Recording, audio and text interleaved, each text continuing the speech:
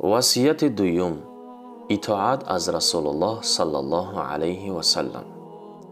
عن ابي هريرة رضي الله عنه قال قال رسول الله صلى الله عليه وسلم: كل أمتي يدخلون الجنة إلا من أبى.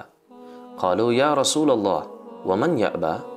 قال من أطاعني دخل الجنة ومن عصاني فقد أبى.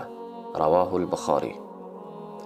از ابو هریره رضی الله عنه روایت است که رسول الله صلی الله علیه و سلم فرمود: همه امتیان من وارد بهشت می شوند مگر کسی که امتناع ورزد، یعنی مگر کسی که نخواهد جنت را. صحابه عرض کردند: ای رسول الله صلی الله علیه و سلم، چی کسی امتناع می ورزد، یعنی چی کسی وارد جنت شدن را نمی خواهد؟